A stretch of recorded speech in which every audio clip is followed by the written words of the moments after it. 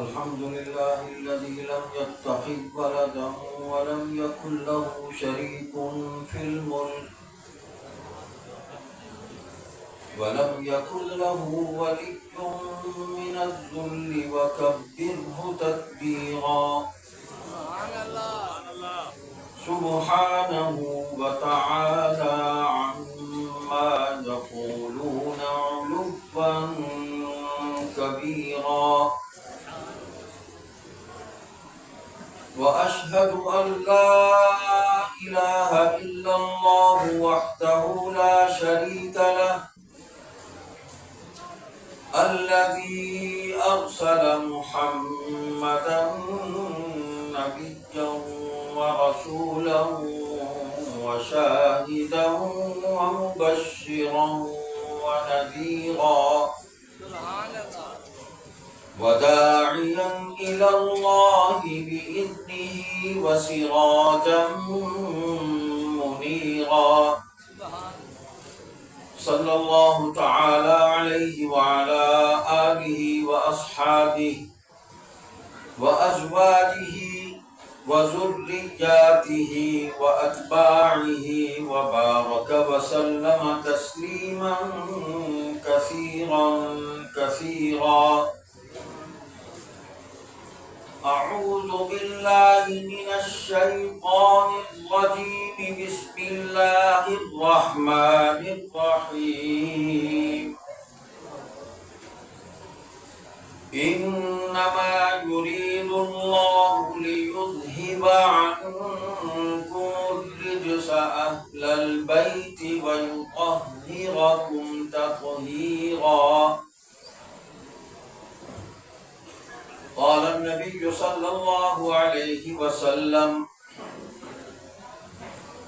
من سب أصحابي فعليه لعنة الله والملائكة والناس أجمعين.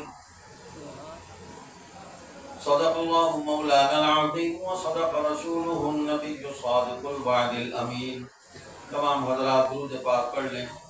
اللهم صل على محمد وعلى آل محمد كما صليت على إبراهيم وعلى آل إبراهيم إنك حميد مجيد.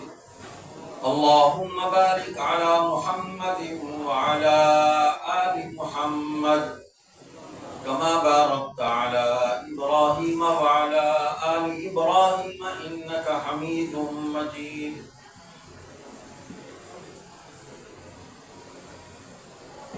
مجلس احرار اسلام کے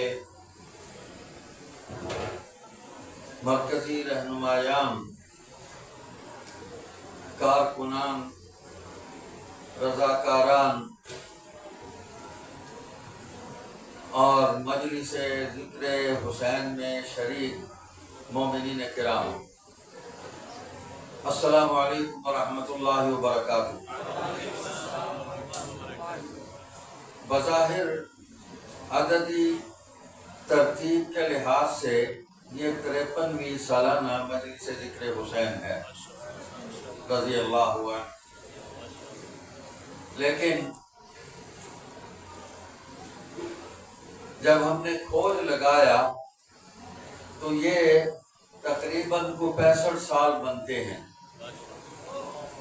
جو ابنائے امیر شریعت، خصوصاً جانشین امیر شریعت امام اہل سنت امام الاحرار السید ابو معاویہ ابو ذر بخاری نور اللہ مرقدہ نے یہ سلسلہ عظیمہ شروع کیا تھا 1962 میں. اس کا تسلسل جاری ہے اور ایسا تسلسل ہے. میں دوستوں سے کہہ رہا تھا کہ آج ہمارے عزیز مولانا محمد اکمل صاحب نے ماشاءاللہ بڑی شاندار انہوں نے گفتگو فرمائی ہے. میرا تو دل ہی چاہ رہا تھا کہ میں آج تقریر کروں، اور تقریباً مجھ سے پہلے بہت سارے حضرات انہی کی تقریر کے گرد گھومتے رہے. تو اللہ کا شکر ہے کہ لوگ تیار ہو گئے، حق بیان کرنے والے، حق سنانے والے اور حق پر جمنے والے اور اہل حق کے ساتھ کھڑے ہونے والے تیار ہو گئے۔ تو ایک جملہ انہوں نے سنایا، اور اس وقت سے میں اب تک جو ہے سنا ہوا تو پرانا تھا، ہمارے سامنے کئی مرتبہ یہ بات ہوئی، لیکن آج انہوں نے دہرایا تو ایمان تازہ ہو گیا۔ ہمارے رفیق تھے، رفیق فکر پروفیسر محمد عباس نجمی رحمۃ اللہ علیہ، زمانے طالب علمی میں ہم ان کی قیادت میں اس فکر کو لے کر اور اس علم کو تھام کر سیدی مرشدی امام سید ابو معاویہ ابو ذر بخاری رحمۃ اللہ علیہ کے قدموں میں بیٹھا کرتے تھے اور اس تحریک کو رواں دواں رکھے ہوئے تھے۔ ان کا ایک جملہ سنایا انہوں نے کہ وہ کہا کرتے تھے کہ ہماری تقریریں کیا ہیں بھائی، ہم نے کیا تقریریں کرنی ہیں، ہماری تقریریں، ہماری گفتگویں یہ تو خطبات سیدی ابو ذر بخاری رحمۃ اللہ علیہ کی زکوٰۃ ہے، اور خصوصاً ابنائے امیر شریعت کے خطبات کی زکوٰۃ ہے جو ہم دے رہے ہیں۔ یعنی ابنائے امیر شریعت رحمہم اللہ نے ہمیں جو صحیح عقیدہ عطا فرمایا، صحیح فکر و نظر ہمیں دیا، سچے راستے پر ہمیں گامزن کیا، تو ہمیں صاحب نصاب بنا دیا، ایسا نصاب پڑھایا، ایسا نصاب پڑھایا کہ جو قرآن، حدیث، سنت، اسوہ صحابہ و صحابیات اور اجماع امت، ان راستوں سے ہوتا ہوا وہ چار دانگ عالم میں پھیل گیا، وہ نصاب ہمیں پڑھایا اور ہمیں راستے پر چلا گئے اور ہمیں صاحب نصاب بنا گئے کہ آج ہماری گفتگویں جو ہیں وہ ان کے خطبات کی زکوٰۃ ہے، اور یہ زکوٰۃ جو ادا ہو رہی ہے اس کا اجر اور اس کا ثواب ان کو قبروں میں پہنچ رہا ہے، صدقہ جاریہ۔ تو یہ چند تمہیدی باتیں تھی، میں کوئی روایتی تقریر کرنے کا عادی نہیں ہوں، اور اس انداز میں بھی اب گفتگو نہیں کرنے کو جی چاہتا جو گزشتہ 10-15 برسوں میں، 20 برسوں میں ہم کرتے رہے ہیں، اس لیے کہ اب سب کچھ ظاہر ہو چکا ہے، ہمیں بہت سی باتیں بیان کرنے کی ضرورت ہی نہیں ہے، اور آپ لوگ تسلسل سے سنتے آ رہے ہیں، آپ کا عقیدہ، فکر، نظریہ، عمل بالکل صحیح راستے پر ہے۔ تو اس لیے ہمیں تو یہ زکوٰۃ دینی ہے، اور اس صدقہ جاریہ کو قائم اور دائم رکھنا ہے، اور اپنے ایمان کی تجدید کرنے کے لیے ہم یہ گفتگو کرتے ہیں۔ ہر قدم پر شیطان موجود ہے، یہ بڑا لعین ہے، بڑا مردود ہے، یہ انسانی شکلوں میں بھی موجود ہے۔ ایک تو وہ شکل ہے جو ہمیں نظر نہیں آتی، اور ایک وہ شکل ہے جو انسانی وجود کے اندر متشکل ہو کے اس سوسائٹی کے اندر موجود ہے، وہ اپنے افکار کے ساتھ موجود ہے، عقائد کے ساتھ موجود ہے، اعمال کے ساتھ موجود ہے، رکاوٹیں ہیں۔ تو انہی رکاوٹوں کے آگے ہم نے کھڑا ہونا ہے، بت باندھنا ہے، اور اپنے ایمان کو ہم نے زندہ کرنا ہے اور شیطان کا راستہ روکنا ہے۔ ویسے تو آسان ترین نسخہ ہے، آپ حضرت عمر کا نام لے دیں، راستہ صاف ہو جائے گا۔ دیکھ لیں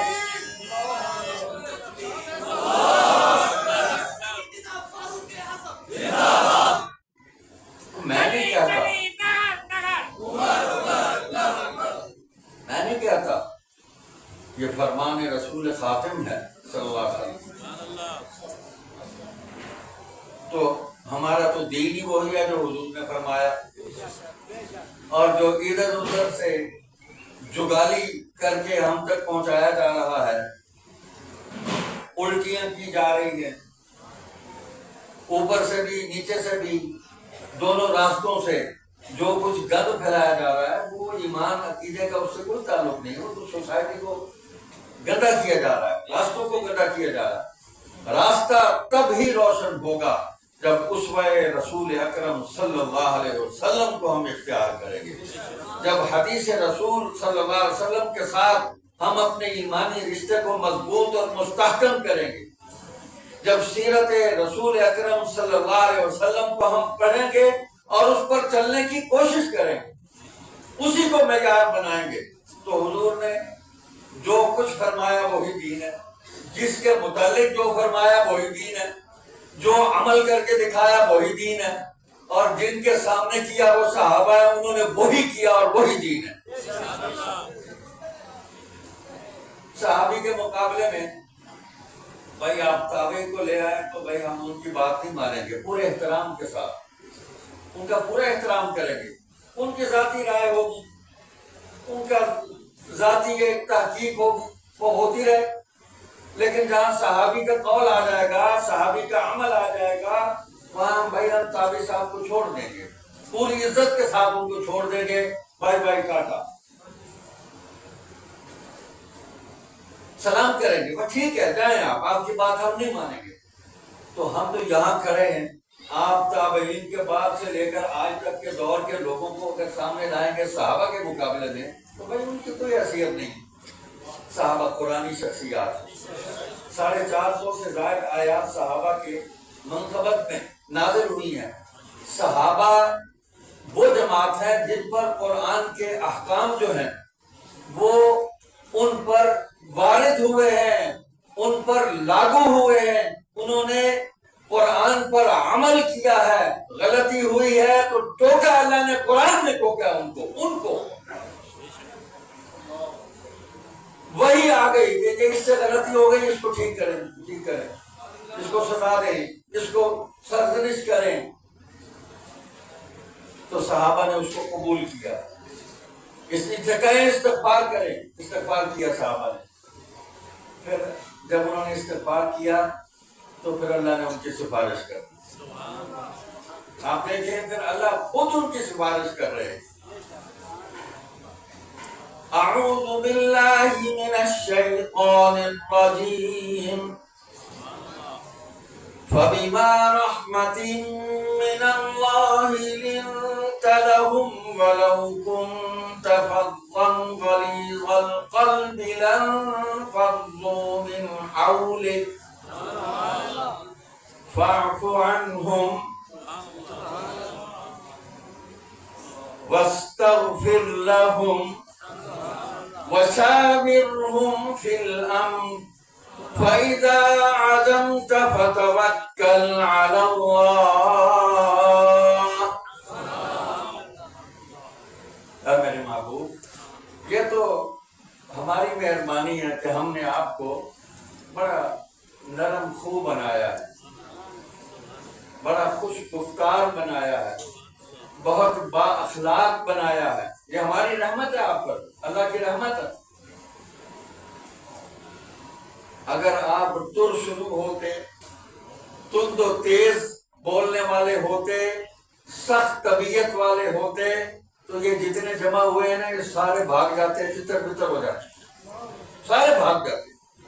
آپ کا اخلاق ہی ہم نے ایسا بنایا کہ آپ پر فدا ہے، چھوڑیں گے نہیں، آپ کھڑے ہیں، اور یہ ہم نے آپ ہی کے لیے سارے جمع کیے، جیسے حضور علیہ السلام نے فرمایا، حضرت وہ حدیث سنا رہے تھے، انَّ اللَّهَ اخْتَارَنِي وَاخْتَارَ لِي أَصْحَابِي، اپنے لیے مجھے چنا اللہ، اور پھر میرے لیے میرے صحابہ کو چنا۔ تو انتخاب خداوندی ہے، لوگوں کا انتخاب نہیں ہے، اور ان کا مقام بھی لوگ متعین نہیں کریں گے، جو متعین خود کرے گا نا اپنی کھوپڑی سے، اپنی عقل سے، وہ گمراہ ہے۔ جو قرآن کا متعین کیا ہوا ان کا مقام سنائے گا وہی حق پر ہے، جو حدیث کا متعین کیا ہوا مقام صحابہ کا سنائے گا وہی حق پر ہے، اور جو ادھر ادھر سے منہ ماری کر کے ہر کھرلی میں منہ مار کے، ہر کھرلی میں وہ جو کھرلیوں میں منہ مارتے ہیں جانوروں پہ چلتے چلتے، اروڑیوں پر بھی منہ مارتے ہیں، وہ گٹروں میں بھی کھانکتے ہیں، پھر جہاں کو گد ملتا ہے وہ منہ مار مور کے آ جاتے ہیں، پھر ہمیں سناتے ہیں بھائی نہیں ہمیں۔ تو صحابہ انتخاب خداوند ہیں۔ اللہ نے سفارش کہ ہم نے آپ کے دل میں کوئی تھوڑا سا غصہ آ گیا، وہ آپ غصے پر ضبط کرنے والے ہیں، اظہار بھی نہیں کیا، لیکن اللہ تو جان رہے ہیں نا کہ حضور کے دل پر کچھ اثر ہے، یہ احد میں ہل گئے نا، آزمائش تھی، امتحان تھا۔ تو اللہ پاک نے فرمایا کہ بس معاف کر دیں، فاعف عنہم۔ اللہ سفارش کر رہے ہیں، جن کی اللہ سفارش کر رہے ہیں۔ تو آج کا ابن السبا، بلکہ پورے سبائیوں کا مجموعہ جو فرزند ہے، وہ عدم اعتماد کا اظہار کر رہا ہے۔ اللہ کہہ رہے ہیں حضور سے میرے محبوب ان کو معاف کر دیں، ہو گئی غلطی، بس واستغفر لہم، ان کے لیے استغفار بھی آپ کریں، انہوں نے تو کیا ہی ہے، آپ بھی ذرا کریں نا ان کے لیے استغفار۔ وشاورہم فی الامر، بلا لیں ان سے، مشورہ کر لیں۔ تو یہ وہ جماعت ہے جن کی سفارش اللہ نے کی، اور حضور علیہ السلام تو اللہ کے حکم کے پابند ہے۔ حضور نے صحابہ کو سینے سے لگایا، کسی صحابی نے حضور کے سامنے جھوٹ نہیں بولا، چیلنج ہے، اس کو پتہ، ہر صحابی کا اس بات پر ایمان تھا کہ میں نے اگر کوئی غلط بیانی کی تو حضور پر وحی آ جائے کہ اللہ تعالیٰ بتا دیں کہ جھوٹ بول رہا ہے۔ اس لیے صحابہ میں جو بھی حضور کے سامنے آیا، اس نے اچھا کام کیا تو آ کے عرض کر دیا رسول اللہ کی توفیق سے، آپ کی دعا سے یہ کام ہو گیا، حضور نے دعا دے دی، یا رسول اللہ میں ہلاک ہو گیا، برباد ہو گیا، مجھ سے یہ گناہ ہو گیا۔ جرم کو بھی نہیں چھپایا، نیکی کو بھی نہیں چھپایا۔ اور بقول شاہ عبد الرحیم رائے پوری ہمارے لکڑ دادا مرشد ہیں، اور حضرت مولانا رشید احمد گنگوہی رحمۃ اللہ علیہ کے خلیفہ اجل ہیں، وہ فرماتے ہیں کہ اللہ تعالیٰ نے صحابہ کو تکبیر دین کے لیے پیدا کیا تھا۔ جو حالات آج پیش آ رہے ہیں یہ سب ان پر پیش آ چکے، اور ان کے جوابات دیے جا رہے، کوئی نئی بات نہیں۔ تو تکبیر دین کے لیے پیدا ہوئے، غلطیاں ہوئی، انہوں نے معافی مانگی، استغفار کیا، اللہ نے ان کی معافی قبول کی، حضور نے ان کے لیے استغفار کیا، اللہ نے سفارش کی، سارا معاملہ صاف ہو گیا۔ اللہ نے فرما دیا رضی اللہ عنہم ورضوا عنہ، تمہارا ہمارا معاملہ کلیئر ہو گیا، کلین چٹ دے دی، جاؤ بس معافی۔ وَكُلٌّ وَعَدَ اللَّهُ الْحُسْنَى، حسن آخرت کا تم سب سے ہم نے معاملہ کر لیا، ختم بات۔ غلطیاں نہ ہوتی تو آج ہمیں کیسے پتہ چلتا کہ یہ کام غلط ہے اور اس پر توبہ کرنی چاہیے۔ تو ہر عمل صحابہ کا ہمارے سامنے ہے۔ میں نے یہ کچھ کمیدی باتیں کی، اب میں ایک بات کہنے لگا ہوں۔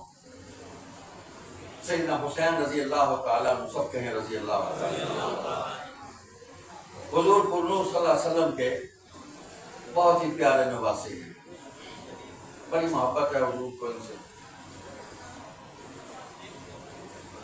اس حادثہ کربلا کی مناسبت سے جو مروجہ کہانی ہے، دشمنوں نے تو اس کہانی کو پورا کا پورا اس کو ڈیزائن کیا، اس کو ڈرامائی تشکیل دی اس کو،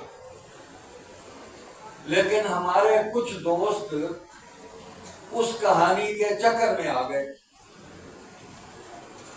کچھ تو غلط فہمی کی بنیاد پر چکر میں آئے، اور نسبت اتنی عظیم الشان ہے سیدنا حسین رضی اللہ تعالیٰ عنہ کی، ان کی محبت میں اس قدر وہ ڈوبے کہ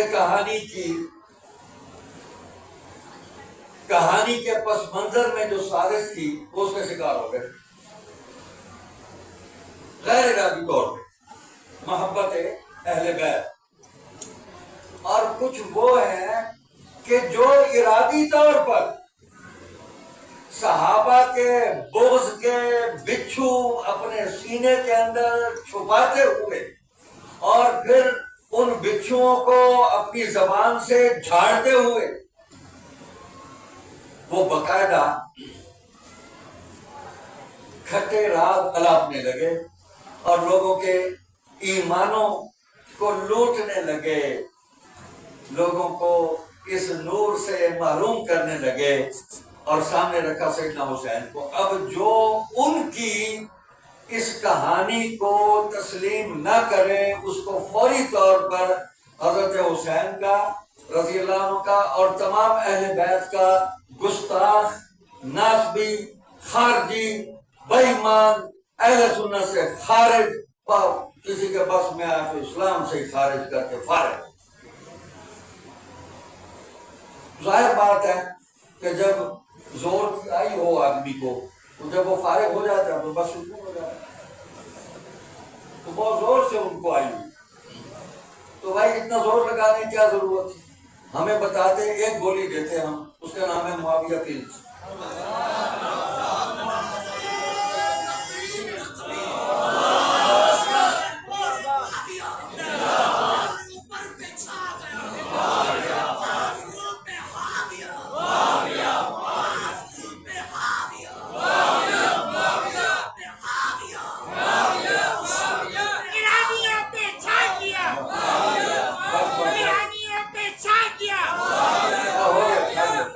ایک گولی دیتے بھائی، کوئی زیادہ خرچہ نہیں، بڑی مطلب عام مل جائے، ایک گولی گارنٹی دیتے ہیں، مکمل صحت نہ ہو جو جرمانہ آپ کہیں گے ہم دیں، مکمل صحت، جو گند ہے نا اندر سارا نکل جائے، اوپر والا اوپر سے نکل جائے گا، نیچے والا نیچے سے نکل جائے گا، مکمل جو ہے نا وہ تنقیہ ہو جائے۔ لیکن قسمت کی بات ہے، بہرحال گولی ہمارے پاس موجود ہے، جس کو چاہیے ہو وہ دے دے، آرڈر دے دے، ہم مفت دیں گے اس کو انشاءاللہ، اصالہ ثواب کے لیے سے۔ تو بھائی یہ جو اہل بیت کا مقام ہے، اہل بیت کون ہے، اس کا تعین ہے، یہ ہم مولویوں نے نہیں کرنا۔ جس دن مولویوں نے یہ تعین کیا اسی دن فساد پیدا ہو گیا، اسی دن گمراہی کی ابتدا ہوئی ہے، جب مولویوں نے اس کا تعین کیا۔ بھائی اس کا تعین قرآن کرتے ہیں، اس کا تعین حدیث کرتی ہے، اس کا تعین صحابہ کرتے ہیں۔ ہماری بنیادیں مضبوط ہیں، جو سورس آف نالج ہے، جن ذرائع سے ہمیں دین ملا ہے، ہم ان ذرائع پر اعتماد اور یقین کرتے ہیں۔ اور بھئی آج کا بندہ تو میں بھی ہوں، اللہ معاف کرے، اللہ نہ کرے، شیطان تو مجھ پر بھی حملہ کر سکتا ہے، میں تو معصوم ہوں۔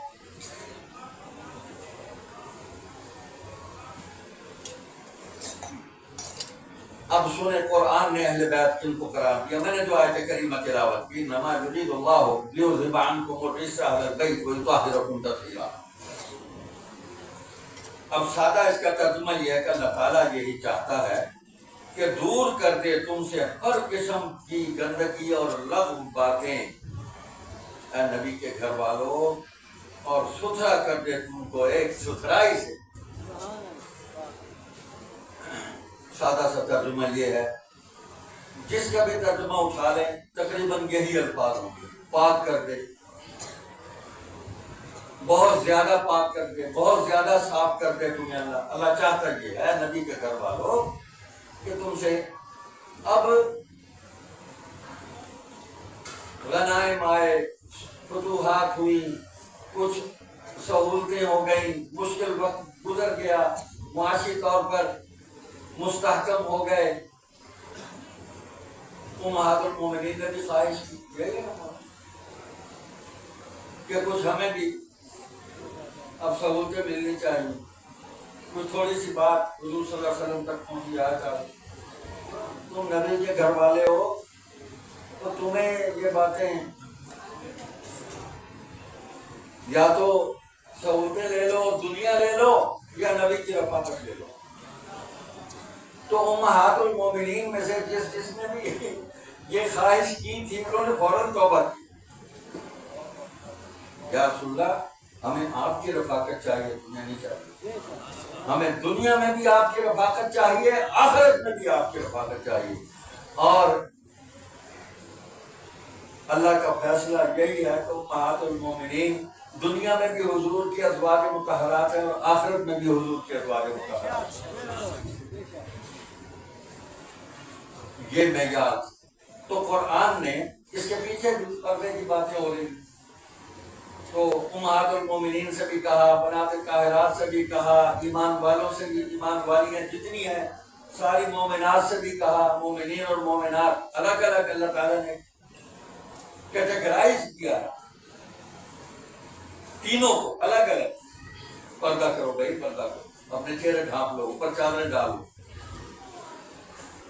تو قرآن نے امہات المومنین کو اہل بیت قرار دیا۔ اہل بیت کیا ہے؟ گھر والے۔ اب میں ایک بات آپ سے کہنا چاہتا ہوں، بھائی آپ کہتے ہیں کہ اہل سنت، تو اہل سنت سے کیا مراد ہے؟ سنتوں پر عمل کرنے والے، اہل سنت والجماعہ، حدیث میں آیا جو میرے طریقے پر ہوں گے اہل سنت۔ تو اس میں سے کچھ کو نکال دو گے، باہر رکھ دو گے کہ نہیں یہ اہل سنت نہیں۔ یہ بھائی یہ آج کے سبائی زدہ مولویوں کا کام ہے کہ وہ اہل سنت میں سے بھی کچھ کو نکال کے باہر بٹھا دیں کہ تم باہر بیٹھو بھائی۔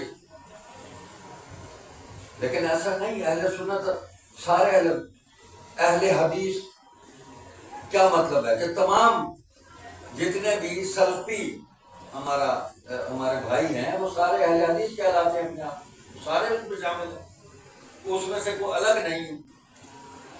اہل تشیع بھائی جتنے بھی شیعہ مذہب سے تعلق رکھنے والے ہیں اس مسلک سے، وہ سارے اسی میں شمار ہوں گے یا اس میں سے کوئی الگ ہوں گے؟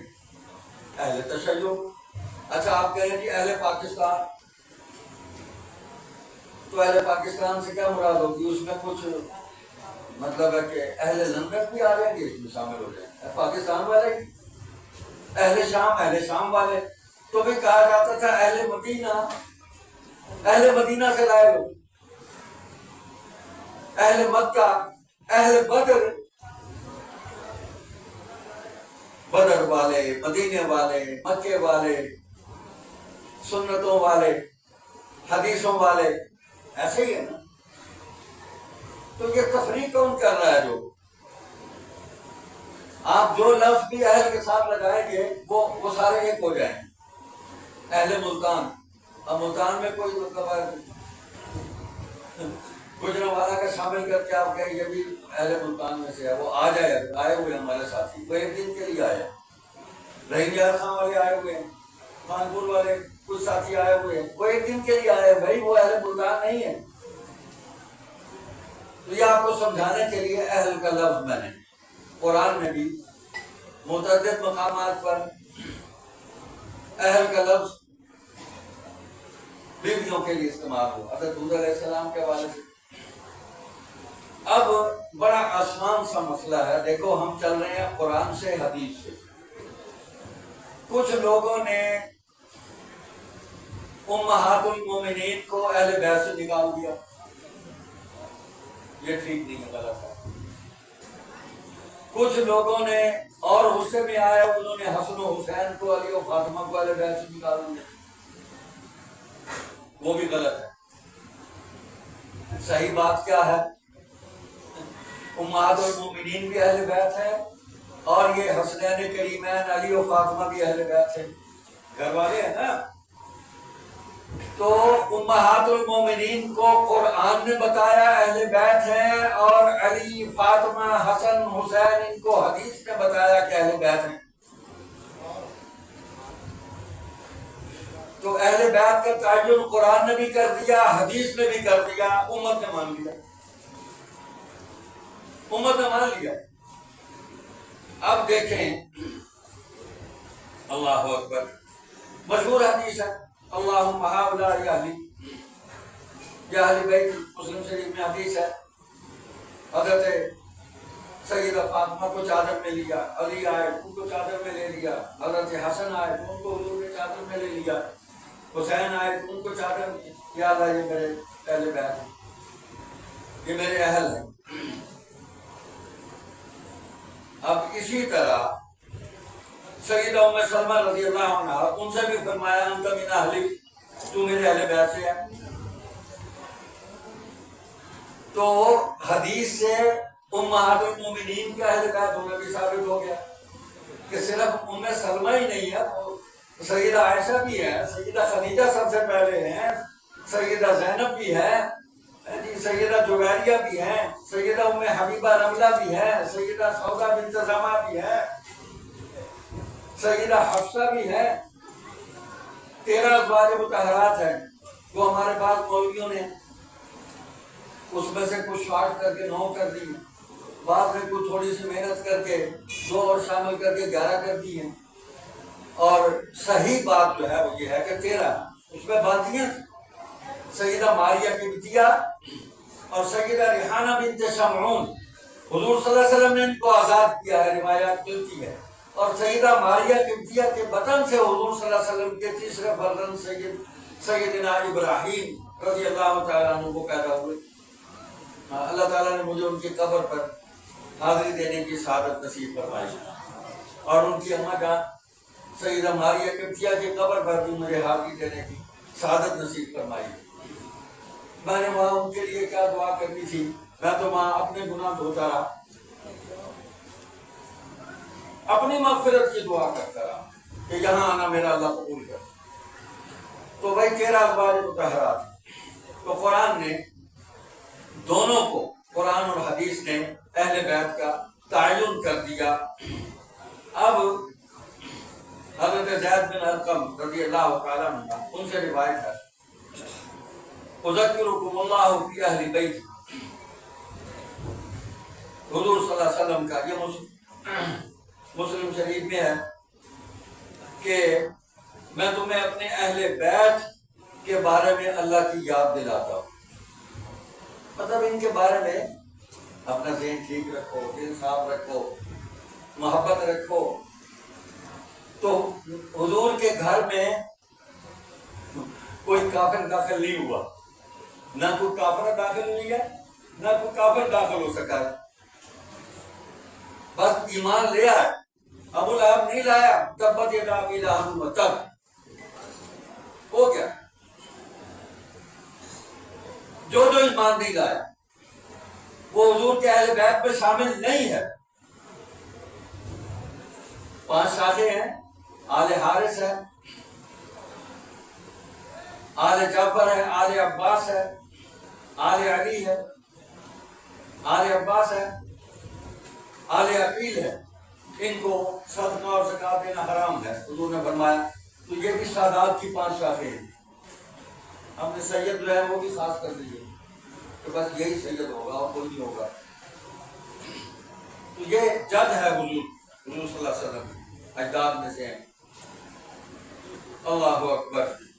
تو حضور فرما رہے ہیں کہ میرے اہل بیت کے حوالے سے محتاط رہنا، میں تمہیں اللہ کی یاد دلاتا ہوں، کہیں پکڑ میں نہ آ جانا ان کی گستاخی کر کے۔ اور جو اہل بیت سے محبت کرنے والوں کو بکواس کریں، ان کے بارے میں آپ کا کیا خیال ہے کہ یہ اہل بیت کے دشمن ہیں، یہ اہل بیت کے گستاخ ہیں؟ کس کو کہیں؟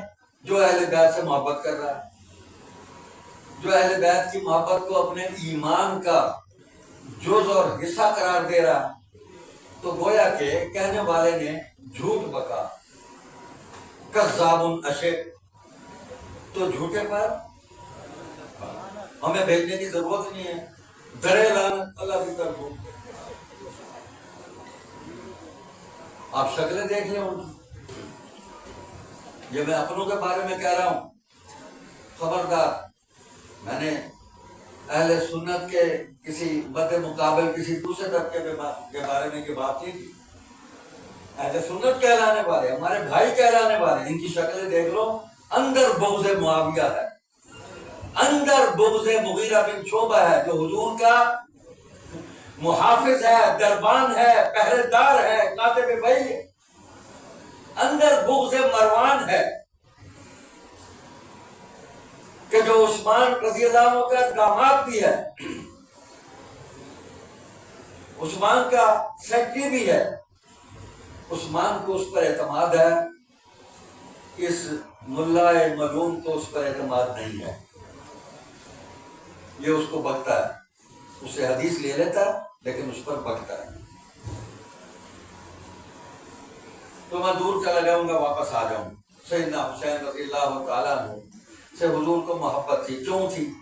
حضور کے بیٹے تینوں فوت ہو گئے، حضور کی 3 بیٹیاں فوت ہو گئی حضور کی زندگی میں۔ ذرا تصور کرو کتنا غم ہوتا ہے اس باپ کو جس کی اولاد اس کی زندگی میں دنیا سے رخصت ہو جائے، پھر ایک نہیں اور 3 بیٹیاں 2 بیٹے زندگی میں۔ اور حضرت ابراہیم نے تو حضور کے ہاتھوں میں جان دی ہے، روح پرواز کر کے حضور کی آنکھوں سے آنسو نکل آئے۔ وہ صحابی کھڑے تھے پاس، یا رسول اللہ آپ بھی روتے ہیں؟ بڑا عجیب سوال کرتے ہیں۔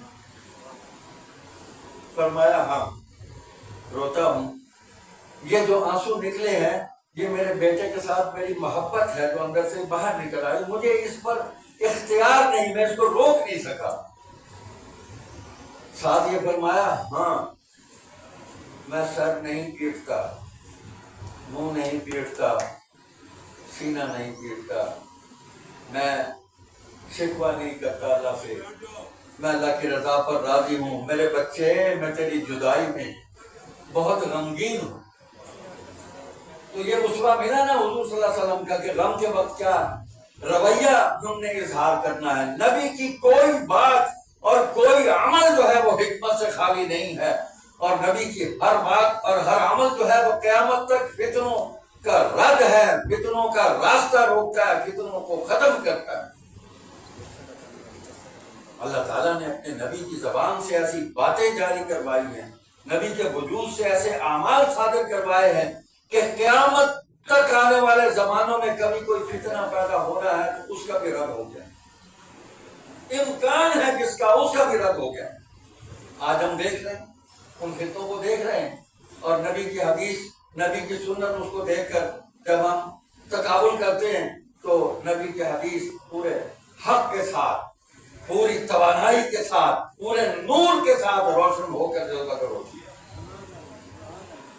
تو واپس آ جائیں، حضور کو محبت تھی سیدہ فاطمہ سے رضی اللہ تعالیٰ عنہ سے، بڑی محبت تھی۔ ساری بیٹیوں کی محبت سمٹ کر سیدہ فاطمہ سلام اللہ علیہا کے وجود اقدس میں جمع ہو گئی، مرتکز ہو گئی۔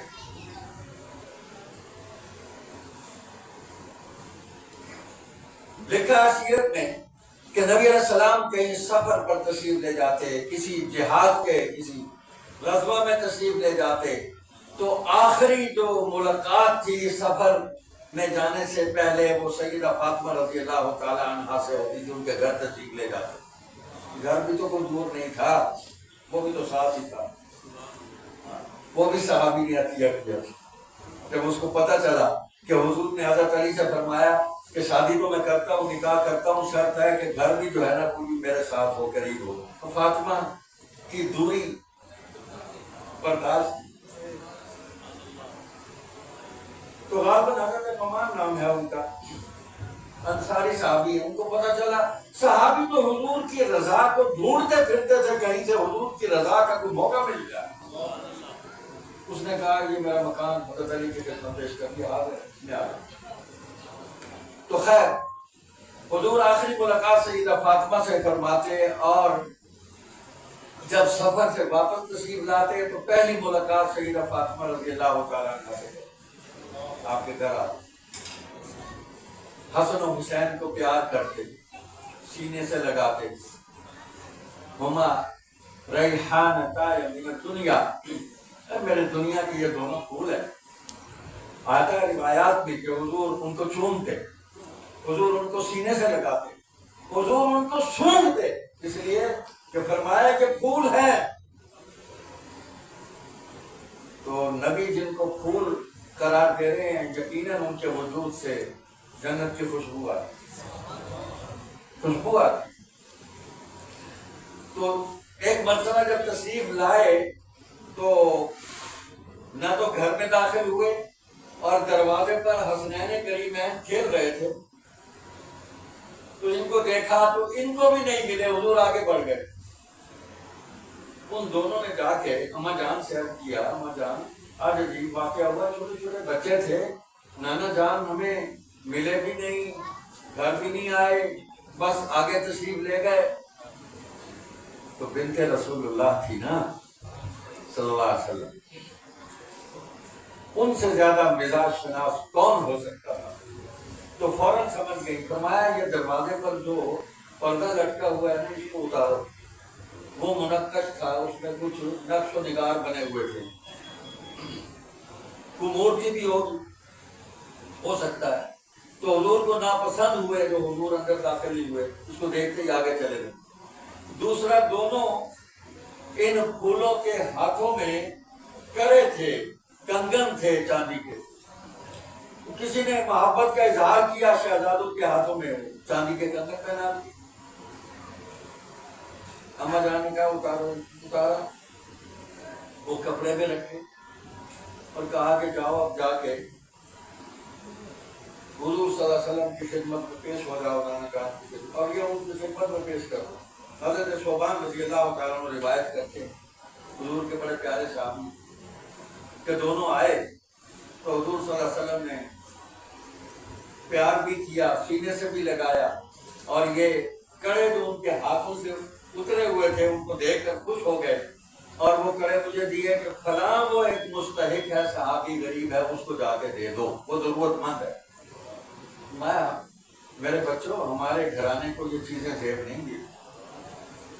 تو نبی نے ہاتھ سے، نواسوں کے ہاتھوں سے کنگن اور کڑے اتار دیے.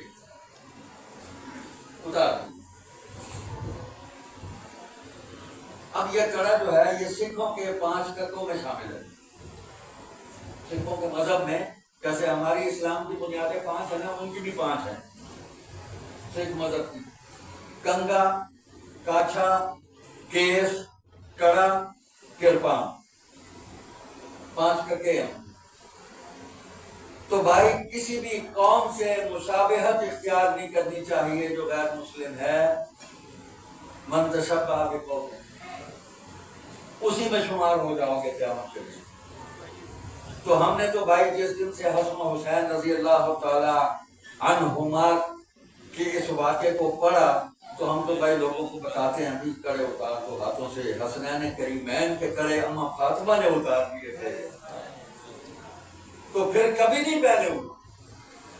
پھر حسنین کریمین کے ہاتھ میں تلوار تو آئی ہے، وہ سیف حیدری آئی ہے جو حضرت علی کے ہاتھ میں تھی، جو حضور صلی اللہ علیہ وسلم کے ہاتھ میں تھی، علی کے ہاتھ میں آئی، حسنین کریمین کے ہاتھ میں آئی.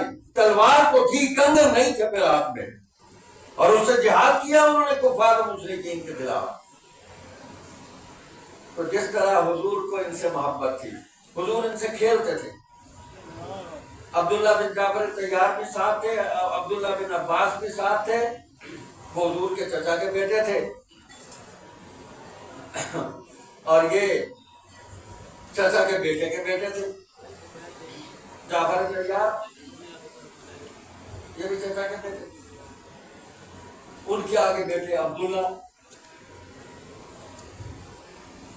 حسن و حسین کھیل رہے ہوتے تھے تو حضور ان کے درمیان آ کے کھیلنے لگ جاتے تھے اور سواری بن جاتے تھے، اور حسنین کریمین حضور کے کندھوں پر، حضور کی پشت پر سوار ہو جاتے تھے. حضور یوں لاڈ پیار کرتے تھے. بھئی آج کے جو نانے دادے ہیں وہ اپنے نواسوں سے، پوتوں سے اس طرح بھی پیار کیا کرے. ایسا نہیں گھر میں داخل ہو نانا جان تو پتہ چلے تھانے دار داخل ہو گیا، اور خبردار، ہوشیار، لیفٹ رائٹ ٹینشن، ہری اپ. یہ نبی کا اسوہ ہے بچوں سے پیار. نبی نے جس طرح اپنے بچوں کو محبت دی، اسی طرح دوسرے مومنین کے بچوں اور بچیوں کو بھی نبی نے اسی طرح محبت دی. نبی عادل ہے. نبی کی محبت نبی کی محبت پوری امت کے لیے ہے بھائی. نبی کی محبت حضور صلی اللہ علیہ وسلم کے عہد میں ایمان قبول کرنے والوں کے لیے بھی ہے، اور فرمایا جو قیامت تک ایمان لاتے رہیں گے ان کو میری طرف سے سلام۔ ہم کو خوش نصیب ہیں کہ حضور نے ہمیں سلام کیا، سلام کی بھیج دیا۔ اب بڑا عجیب بات کیا ہے، بعض لوگ بک کرتے ہیں استغفر اللہ کہ ہم نے حضرت حسین رضی اللہ تعالیٰ عنہ کو اعزازی صحابی کہا ہے، یعنی وہ صحابی نہیں تھے، ہم نے جو ان کو اعزاز دے دیا۔ اب عقل نہیں تو موت ہی موت، عقل نہیں موت ہی موت۔ پہلے میں حدیث سناتا ہوں۔ سیدنا حسن اور حسین اور عبداللہ بن عباس اور عبداللہ بن جعفر طیار، یہ چاروں کھیل رہے تھے، چھوٹے چھوٹے بچے تھے۔ حضور تشریف لے آئے، حضور نے ان سب کو بٹھا لیا سامنے اور فرمایا میری بیعت کرو۔ حضور نے ان چاروں کو بیعت کیا، ان کو کلمہ شہادت پڑھایا، ان کو پیار کیا۔ محدثین نے اس عمل کو بیعت تبرک لکھا ہے۔ اب اس کو کوئی سبائی ذہن کا کوئی کیا کہوں میں، عقرب صفت سیاہ پوش، وہ یہ کہہ رہے تو دیکھو جی تبرک کرنے، وہ صحابی نہیں تھے، ان کو تبرک کرنے بیٹھتے۔ وہ ایک شعر ہے پرانا، سنا ہے کہ دلی میں الو کے پٹھے رگے گل سے بلبل کے پر باندھتے۔ سنا ہے کہ دلی میں الو کے پٹھے رگے گل سے بلبل کے پر باندھتے ہیں۔ ویسے آج کل مزار میں بھی باندھنے والے پیدا ہو گئے، یقین کریں آپ، میں صحیح کہہ رہا ہوں آپ۔ اور اللہ کے بندو، حضور صلی اللہ علیہ وسلم نے یہ تبرک اور یہ مبارک منصب اور یہ مبارک عمل ان عزیز بچوں کے ساتھ اس لیے کیا کہ کل کو لوگ یہ نہ کہیں گے یہ صحابی نہیں۔ میں نے ان کو کلمہ پڑھا دیا، ان کو بیعت کر لیا، جس طرح باقی صحابہ نے حضور کے دست مبارک پر توبہ کی، کلمہ پڑھا، ایمان لائے۔ حسن اور حسین نے بھی ایمان قبول کیا، کلمہ پڑھا، اور عبداللہ بن جعفر طیار نے بھی، اور عبداللہ بن عباس نے۔ تو یہ اعزازاً صحابی جو ہے وہ ایسے ہی ہے کہ یہ ان کے لیے تبرک ہے، یہ ان کے لیے مبارک ہے، یہ ان کے لیے اعزاز ہے کہ اس عمر کے اندر بھی ان کو صحابیت کے مقام پر فائز کر دیا۔ یہ ہے اعزاز جو ان کو عطا فرمایا۔ اس عمر میں بھی بچپن ہے، بھائی 5 سال 6 سال یہی عمریں تھی، تو ان کو اتنا بڑا اعزاز حضور صلی اللہ علیہ وسلم نے عطا فرما دیا کہ تم صحابہ میں ہو اور اہل بیت میں بھی داخل کر لیا، جیسے میں نے سنا ہے اللہم ہؤلاء۔ اچھا، یہاں عجیب رواج ہے کہ ہم نے گھر میں سے کچھ لوگوں کو نکال دیا بات کی کہ اہل بیت نہیں ہے۔ اور بھائی تمہارے کہنے سے کیسے کوئی نکل سکتا ہے؟ ایسے ایسے اخبث عبارس ہے، ارک ہیں، ارک پوری کائنات کے شیاطین کا ارک ہے، پوری کائنات کے شیاطین، مذہبی بہروپیے، شکلیں۔ پھر کہہ رہا ہوں یہ میں اپنے طبقے کے لوگوں کو کہہ رہا ہوں، میں کسی اور سے تو میری لڑائی ہے ہی نہیں، میری کیا لڑائی ہے؟ ہر کوئی اپنے عقیدے پر ہے۔ جو میرا عقیدہ بیان کر کے اہل سنت کہلا کے اپنے آپ کو پھر وہ دشمن کا طرز عمل اختیار کرے اور دشمن کی بولی بولے، دشمن کی کھٹی کہہ کو چاٹے اور اس کو ہضم بھی کر لے، کمال کی، اور پھر یہ بھی کہتا نہیں مزیدار ہے، مزہ آ گیا، گندگی کو چاٹ کر تو کہے کہ مزہ آ گیا۔ بھائی ذوق کی بات ہے، وہ لطیفہ سنایا تھا میں نے آپ کو. تحقیق ہے نا. آج کل کے محققین انہی میں سے سیاہ روح ہے, سیاہ باطن, سیاہ روح, ظاہر و باطن سیاہ. تحقیق شروع ہو گئی. ایک آدمی اسی قسم کا یہ سیاہ کیمپ کا وہ جا رہا, تو چلتے چلتے اس کو زمین پر کوئی چیز نظر آئی, پاؤں آ گیا اوپر. اس کو محسوس ہوا کہ میری جوتی کو کچھ لگا ہے.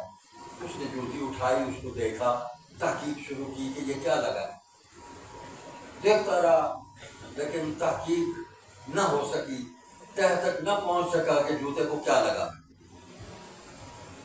بہت تحقیق کی, کئی برس تحقیق کرتا رہا, کوئی ٹیم بھی اپنی ساتھ سبائیوں کی لگا لی.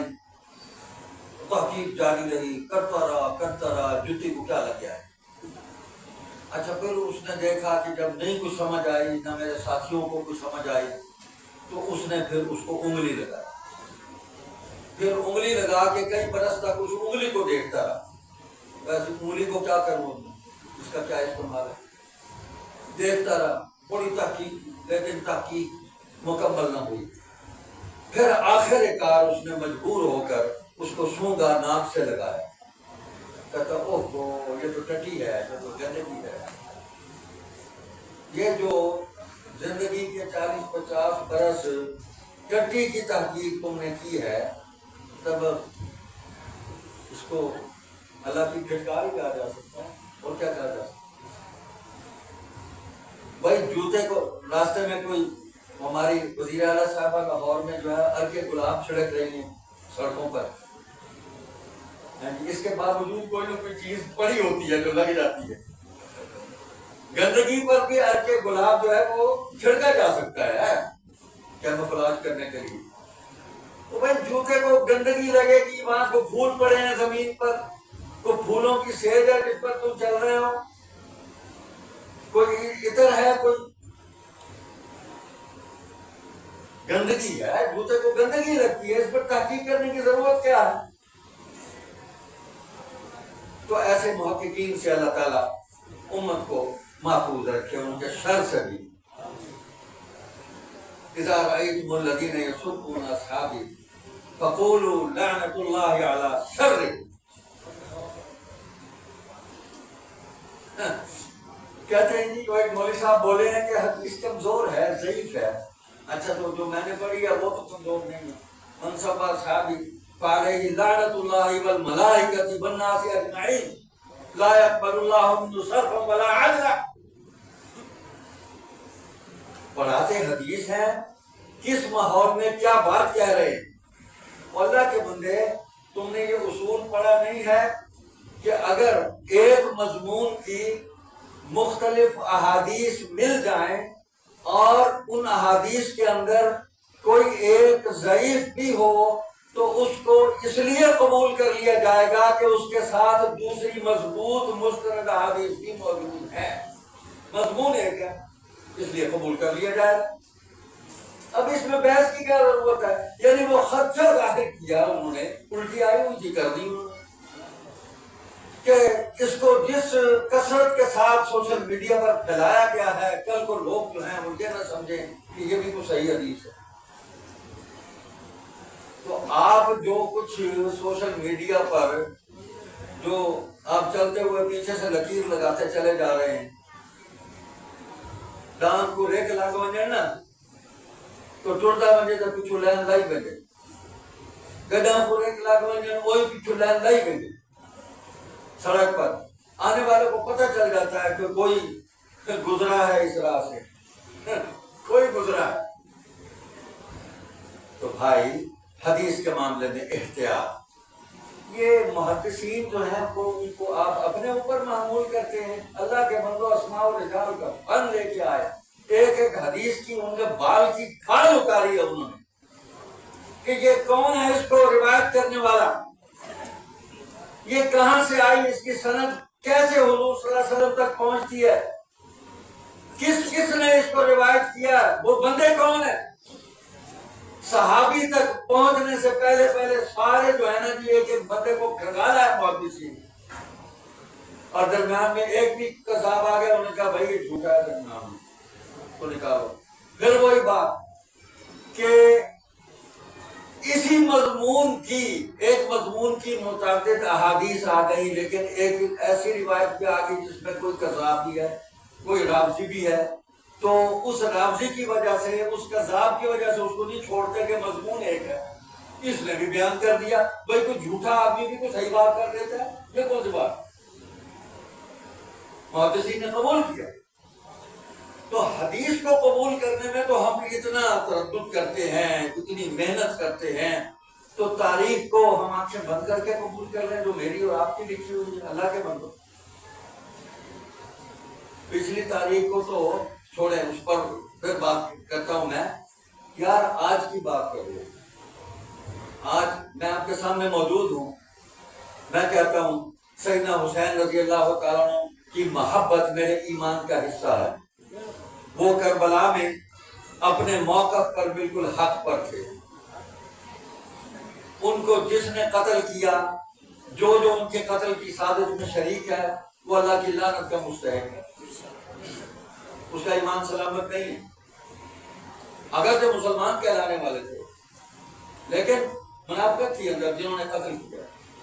جو قاتل ہے سیدنا حسین، میں کہہ رہا ہوں، اور وہ مدینہ سے تشریف لے گئے مکہ، جو موقف اختیار کیا حق، مکہ پہنچ کر جو موقف اختیار کیا حق، مکہ سے کوفہ کی طرف سفر کا آغاز کرتے ہوئے جو موقف اختیار کیا حق۔ مجھے یہ حق ہی نہیں ہے کہ ان کی رائے کو میں غلط کہوں، میں ہوتا نا وہاں تو پھر پتہ چلتا کہ آزمائش کیا ہوتی ہے، امتحان کیا ہوتا ہے۔ ہم مذاق سمجھ رہے ہیں؟ سیدنا حسین رضی اللہ عنہ کس اذیت اور کس کرب اور کس مشکل اور مصیبت سے گزرے ہیں۔ اللہ اکبر، یہ علی کا بیٹا ہے جس کے وجود میں اما فاطمہ رضی اللہ تعالیٰ عنہ کا خون ہے، اور حضور صلی اللہ علیہ وسلم کا خون بھی شامل ہے۔ وہی تھے جو اس کرب سے گزر گئے، صبر کر گئے۔ ایمان کی سب سے بڑی علامت صبر ہے، حق پر قائم رہنا، وتواصوا بالحق وتواصوا بالصبر، دو ہی باتیں اسی کی تلقین۔ تو میں کہتا ہوں نا کہ وہ حق پر ہے۔ لوگ آپ بھی سن رہے ہیں، کبھی ہم نے استغفر اللہ ان کی شان میں کوئی گستاخی کی؟ میں گستاخی کروں گا میں جہنمی بن جاؤں، حضرت علی کی کروں، حضرت حسین کی کروں، اہل بیت میں سے کسی کی گستاخی، استغفر اللہ استغفر اللہ استغفر اللہ، 1000 بار کروڑوں بار استغفر اللہ، تو میں جہنم میں چلا جاؤں گا، ایمان سے محروم ہو جاؤں گا۔ حضور فرمایا میری اہل بیت سے محبت کرو، میں ان کی گستاخی کروں، لیکن آپ کے ہوتے ہوئے، میرے ہوتے ہوئے، میرے بزرگوں کو اور مجھے کہا جا رہا ہے ایک مردود ازلی وہ لکھ رہا ہے کہ یہ گستاخ اہل بیت۔ سید ابو ذر بخاری اہل بیت کا گستاخ تھا، شرم نہیں آتی؟ عطاء المحسن اہل بیت کا، سیدنا حسین کا گستاخ تھا، اعزازی صحابی کا ہے، وہ خبیث آدمی۔ میں نے بتایا آپ کو کہ یہ ان کو تمام صحابہ پر اعزاز دیا کہ یہ بچے ہیں، پھر میری محبت کا مرکز و محور ہے، اور یہ صحابی تھی۔ حضور نے سند دی ہے، مہر لگائی ہے تاکہ کل کو کوئی شک نہ کر سکے، اس لیے یہ ان کو مبارک عمل سے ان کو گزارا، اس بیعت تبرک سے ان کو گزارا۔ تو ہمارے ہوتے ہوئے، آپ کے ہوتے ہوئے لوگ ہمیں بک رہے ہیں، پچھلوں کا کیا حال ہے؟ یہی کچھ ہوا ہے اس پر۔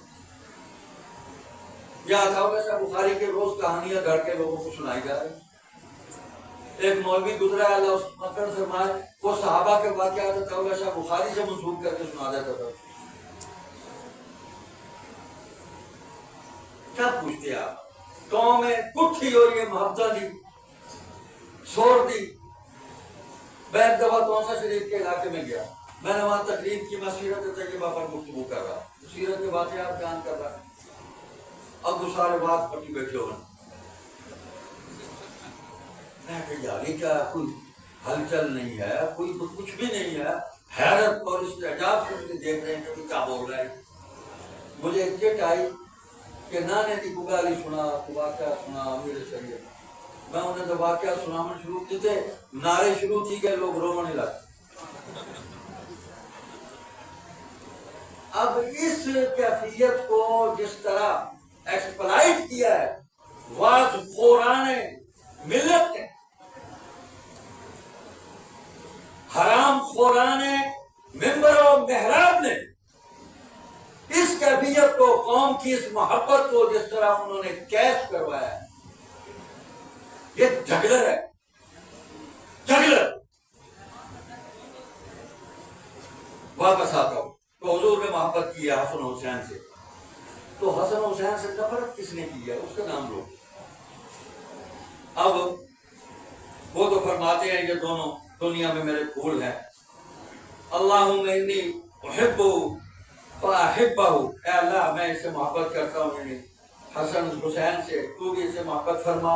اور ایک حدیث میں ہے اللہ جو ان سے محبت کرے تو ان سے محبت فرما، یعنی اللہ کی محبت کا حصول جو ہے مشروط ہے حسن حسین کے ساتھ محبت میں۔ جس کو حسن حسین کی محبت نہیں ہے، اللہ کی محبت نہیں ملے گی، نہیں ملے گی۔ حضور کی محبت ہے نا ان سے، تو حضور کو جن سے محبت ہے اللہ ان سے محبت کرتا ہے۔ اللہ تعالیٰ نے پہلے شرط لگائی ہے قرآن میں، اعوذ باللہ من الشیطان الرجیم قل ان کنتم تحبون اللہ فاتبعونی یحببکم اللہ ویغفر لکم ذنوبکم۔ آپ فرما دیں میرے معبود کہ تم اگر اللہ سے محبت رکھتے ہو، فاتبعونی، میری اتباع کرو، میری اطاعت کرو، یحببکم اللہ، تم اللہ کے رسول کی اطاعت اور فرما برداری کرو گے تو اللہ تم سے محبت کرے گا، تمہارے گناہوں کو معاف کرے گا۔ گناہ معاف نہیں ہوتے جب تک نبی سے محبت نہیں کرتے۔ تو نبی کہہ رہے ہیں میں ان سے محبت کرتا ہوں، اللہ تو ان سے محبت فرما۔ تو کیا اللہ نے حسن و حسین سے محبت نہیں فرمائی؟ اور جو ان سے محبت کرے اللہ تو ان سے بھی محبت فرما۔ ہم تو اللہ کی محبت وصول کر رہے ہیں الحمدللہ۔ ہماری ہر نماز کے اندر، ہماری نماز مکمل نہیں ہے جب تک ہم حضور کی آل اور حضور کے خاندان پر ہم درود نہیں بھیجتے، ہماری نماز مکمل نہیں، ہماری نماز میں شامل ہے اللہم صلی علی محمد وعلی آل محمد۔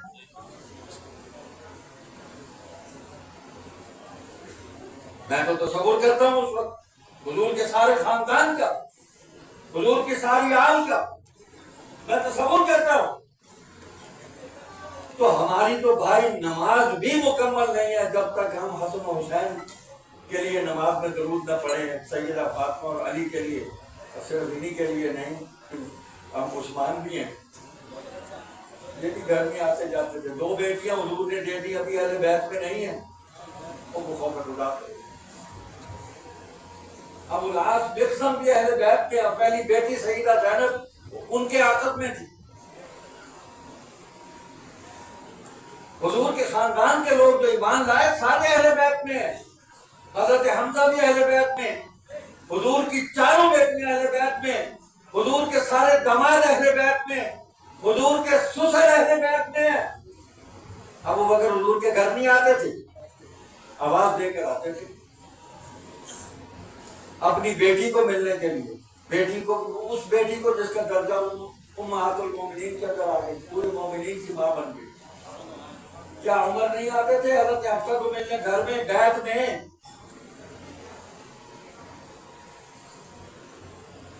تمہاری کو بیعت کر لے، تم تو حضرت اقدس ہو، تمہاری کوئی بیعت کر لینا تمہارا مرید، تو ہمارے شادی کہا کرتے تھے، تو حضرت بیت المقدس، حضرت حجر اسود، تم نے تماشا بنایا ہوا ہے محبت کے نام پہ۔ بزرگوں کو جو چورن تم بیچ رہے ہو نا بزرگوں کے نام پر، یہ نہیں چلے گا، بدہضمی ہو گئی ہے لوگوں کو۔ یہ ہاضمہ نہیں ٹھیک کرتا یہ چورن جو تم بیچ رہے ہو. جن بزرگوں کا نام لے کر اس ملک کے اندر ہمارے ہی اہل تسنن میں سے رافضیت کے زیر اثر پڑنے والے کنچوہے جو چورن بیچ رہے ہیں جن بزرگوں کا نام لے کر. میں ان بزرگوں کا تمہیں سناؤں نا, میرے پاس وقت نہیں ہے, تب یہ صاف ہو جائے گی. پڑھو حضرت حکیم الامت حضرت تھانوی نے کیا لکھا ہے کربلا کے عنوان سے. اب کوئی چیز چھپی ہوئی نہیں رہی, سب چیزیں چھپی ہوئی. سوشل میڈیا میں نے اس لیے کہا کہ میں زیادہ کچھ پہ نہیں کروں گا. پڑھو شیخ الاسلام مفتی تقی عثمانی نے فتاوی عثمانی میں کیا لکھا ہے, اور خطبات دورہ ہند میں کیا لکھا ہے, اور اپنے والد حضرت مفتی محمد شفیع کے حوالے سے کیا لکھا ہے. پڑھو کون فاسق ہے اور کون فاجر ہے. مولانا تقی عثمانی نے لکھا, یہ تقریر کیا انہوں نے, میرے پاس کتاب موجود ہے خطبات دورہ ہند. انہوں نے کہا میرے باپ سے مفتی شفیع سے کسی نے پوچھا کہ وہ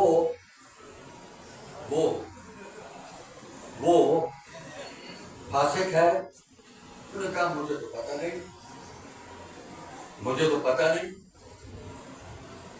انہوں نے کہا کہ میں تو اپنے بارے میں ڈر رہا ہوں کہ کہیں میں تو فاسق نہیں. فرمائیں. پھر انہوں نے کہا مفتی تقی عثمانی نے لکھا کہ یہ لا یعنی بحث ہے, لا یعنی گفتگو ہے جس کا نہ دنیا میں کوئی نفع ہے نہ آخرت میں کوئی نفع ہے, نہ قبر میں سوال ہے نہ آخرت میں سوال ہے. ہاں کو حسین سے نفرت کرے تو یہ پوچھا جائے گا قیامت کے دن مجھے کیا تکلیف پہنچی تھی. نبی تو ان سے محبت کرتے تھے, سینے سے لگاتے تھے, ان کو چومتے تھے, سونگتے تھے. نبی نے کہا ان سے محبت کرو, اور تجھے کیا تکلیف تھی ان سے, یہ حسین یہ پوچھا جائے گا. اب آئیں دیکھیں خلفائے راشدین کا دور ہے. اللہ اکبر. حضرت ابوبکر صدیق رضی اللہ عنہ فرماتے ہیں ارقبوا محمدا فی اہل بیت, محمد صلی اللہ علیہ وسلم کا ان کے اہل بیت کے بارے میں خیال رکھو, نہ برا کہو نہ انہیں تکلیف پہنچاؤ. یہ کون کہہ رہا ہے؟ ابوبکر. وہ کس کو اہل بیت سمجھتا ہے؟ وہ امہات المومنین کو بھی سمجھتا ہے اور حضور کی ان پھولوں کو بھی سمجھتا ہے. ابوبکر صدیق اس کا رسول میں دیتا ہوں. عمر چھوٹی تھی نا, حضور کا انتقال ہو گیا, نماز پڑھ کر نکلے اثر, تو دونوں کھیل رہے تھے بھائی. حضرت ابوبکر صدیق نے حضرت حسن کو اٹھا لیا کندھوں پہ, ویسے ہی جیسے حضور اٹھاتے. او بھائی یہ تو حضور کی نقل اتارتے تھے, اسی کو دین سمجھتے تھے. اور اس کے بعد فرمایا کہ یہ جو فرزند نبی ہے نا, یہ نبی صلی اللہ علیہ وسلم کا ہم شکل ہے. حضرت علی صاحب نے فرمایا آپ کا ہم شکل نہیں ہے, آپ سے نہیں, اس کی مشابہت, حضور سے مشابہت. حضرت حسن کو اٹھایا کندھوں پہ. حضرت علی نے اس جملے پر تبسم فرمایا. ان کو کوئی غصہ نہیں آیا, کوئی ناراضگی نہیں ہوئی, کوئی ناراضی نہیں ہوئی کہ یہ مجھے کیا کہتی ہے کہ مجھ سے مشابہ نہیں. بھائی ایسے ہی تھا. لکھا ہے تاریخ میں, نسب کی کتابوں میں, کہ حضرت حسن رضی اللہ عنہ سر سے لے کر ناف تک حضور صلی اللہ علیہ وسلم سے مشابہت رکھتے تھے, جھلک تھی حضور. اور سیدنا حسین رضی اللہ عنہ ناف سے لے کے قدمین شریفین تک حضور سے مشابہت رکھتے تھے. دونوں کے اندر حضور کی مشابہت تھی, دونوں حضور کے پھول تھے. تو حضرت ابوبکر محبت فرماتے تھے, بہت زیادہ محبت فرماتے تھے. حضرت عمر کا دور آیا, تب بھی عمریں تھوڑی تھی, 2.5 سال کی عمر پہ حضرت ابوبکر کا 2.5 سال کی خلافت کے بعد انتقال ہو گیا. تو انہوں نے غنائم آئے, کچھ چادریں آئیں, کچھ لباس آئے, تو صحابہ کو بھی دیے, صحابہ کے بچوں کو بھی دیے, تقسیم کیے. تو کچھ بچ گئے, کہنے لگے نہیں کہ حسن و حسین کی شان کے لائق نہیں. تو والی یمن کو پیغام بھیجا کہ حضور کے ان شہزادوں, حضور کے ان کے پھولوں کی شان کے مطابق کوئی لباس بھیجو, کچھ چادریں بھیجو. وہاں سے منگوایا, اور لباس تیار ہو کر آیا، انہوں نے پہنا. حضرت عمر نے فرمایا اب میرا دل ٹھنڈا ہوا، مجھے سکون ہوا کہ حضور کے نواسوں نے یہ خوبصورت لباس پہن لیا، میری آنکھیں ٹھنڈی ہو گئی. کوئی تکلیف نہیں، نہ حسنین کو، نہ عمر کو، نہ حسنین کو، نہ ابو بکر کو، ایک دوسرے سے کوئی ان کو پریشانی نہیں ہے، بڑے خوش ہیں. نہ حضرت علی کو ان سے کوئی پریشانی نہیں. اللہ اکبر. اور سنو، بدری صحابہ کا جو وظیفہ مقرر تھا وہ 5000 درہم سالانہ تھا. حضرت علی رضی اللہ تعالیٰ عنہ کا بھی وظیفہ 5000 درہم تھا. حضرت عمر رضی اللہ تعالیٰ عنہ نے حسنین کریمین دونوں کا 5000 درہم سالانہ متعین کیا. وہ صحابی سمجھا نا، وہ جو بیعت ہوئی تھی یہ صحابی ہے، جس طرح علی صحابی ہے، بدری ہے، یہ بھی صحابی ہیں، حضور کے نواسے ہیں، ان کے برابر ان کو میں ہدیہ دوں گا، ان کو وظیفہ دوں گا. یہ احسان نہیں کیا، اکرام کیا. اکرام کیا کہ حضور کی روح انور خوش ہو جائے. حضور خوش ہو گئے تو اللہ راضی ہو گیا، اللہ راضی ہو گیا تو بیڑا پار ہو گیا. حضرت عثمان کا دور آیا تو جوان تھے، یہ گبرو تھے. پھر انہوں نے جہاد میں شرکت کی. حضرت عثمان کے دور خلافت میں، خلافت راشدہ میں، یہ تیسرا دور خلافت راشدہ ہے، تو اس میں طرابلس کا غزوہ ہے 26 ہجری میں، اس میں شریک ہوئے عبداللہ بن عمر، عبداللہ بن عمر، العاص، عبداللہ بن جعفر، عبداللہ بن زبیر، یہ بھی ساتھ ہیں، اور حسن و حسین رضی اللہ عنہما دونوں ساتھ ہیں. غزوہ خراسان ہے 30 ہجری میں، اس میں بھی شریک ہوئے، اس میں بھی دیگر صحابہ شریک ہیں. پھر حضرت عثمان کے گھر کا جب محاصرہ ہوا ہے بیت کا، منافقین نے، وہی عبداللہ ابن سبا، یہ صنعاء سے اٹھا تھا، اس کو ابن سودا بھی کہتے ہیں، ماں کی طرف بھی نسبت کی. یہ پہلے حجاز میں آیا، ناکام ہوا، پھر یہ کوفہ میں آیا، وہاں سے ناکام ہوا، سازشیں کرتا. یہ یہودی تھا، ظاہراً مسلمان ہوا، منافق تھا. یہ آج تک ہم جن آزمائشوں سے گزر رہے ہیں نا، اسی ملعون ازلی و ابدی کی سازشوں کا یہ سارا وبال ہے جس سے آج امت مسلمہ گزر رہی ہے. تفریق پیدا کی اس مردود ازلی. پھر یہ شام گیا، وہاں سے نکالا گیا، اور پھر وہاں سے یہ نکلا اور اس نے نیا پڑاؤ اپنا بنایا، اور وہ اس کا پڑاؤ تھا مصر. وہ سازشوں کا مرکز بنا، اور یہ 3 آدمی اکٹھے ہوئے. عبد الرحمن ابن ملجم، دوسرا برق بن عبداللہ، تیسرا عمر بن بکر. تو یہ ابن ملجم کوفہ میں تعینات ہوا، اس کی ڈیوٹی وہاں لگی. ان تینوں نے بیٹھ کر مشورہ کیا، ایک عہد کیا ان 3 بندوں نے کہ ہم نے ایک ہی تاریخ میں، ایک ہی وقت میں 3 شہروں میں 3 صحابہ کو شہید کرنا ہے. آپ اندازہ کریں، موبائل نہیں تھا نا، کوئی مس کال جا نہیں سکتی تھی، کوئی اطلاع ہو جاتی، کوئی میسج نہیں جا سکتا تھا. کہاں شام، کہاں کوفہ، کہاں مصر. اسلامی حکومت ہے نا یہ سارے صوبے ہیں، آج ملک ہے، اس وقت یہ صوبے تھے. تو انہوں نے بیٹھ کر یہ طے کیا. ابن ملجم عبد الرحمن، اس نے کہا میں کوفہ میں حضرت علی پر حملہ کروں گا، اور برق بن عبداللہ نے کہا میں دمشق میں جا رہا ہوں، میں وہاں معاویہ بن ابی سفیان پر حملہ کروں گا. اور عمر بن بکر، اس نے کہا میں مصر جا رہا ہوں، میں عمر بن عاص پر حملہ کروں گا. آپ اندازہ کریں، پلاننگ دیکھیں، پلاننگ دیکھیں، کیسی خوفناک پلاننگ ہے. اور ایک ہی تاریخ کو، ایک ہی وقت میں فجر کی نماز کے بعد ان پر حملے ہوئے. حضرت علی پر کوفہ میں اس مردود نے، عبد الرحمن ابن ملجم نے حملہ کیا، وہ اسی زخموں کی تاب میں لاتے ہوئے سیدنا علی رضی اللہ عنہ شہید ہو گئے. ہاں، اب انہوں نے مسجد میں نماز پڑھنا ہی چھوڑ دی. انہوں نے کہا یہ مسجد جو ہے یہ قتل گاہ ہے علی، محراب ہی نہیں بناوا، اس میں نماز ہی نہیں. علی تو مسجد آباد کرنے کے لیے جان دے گئے. اللہ اکبر. برق بن عبداللہ نے دمشق میں حضرت معاویہ پر حملہ کیا بدر کے وقت، زخمی ہوئے لیکن بچ گئے. عمر بن بکر نے مصر میں حملہ کیا تو اس دن حضرت عمرو بن عاص بیمار تھے، وہ فجر کی نماز پڑھانے نہیں آئے.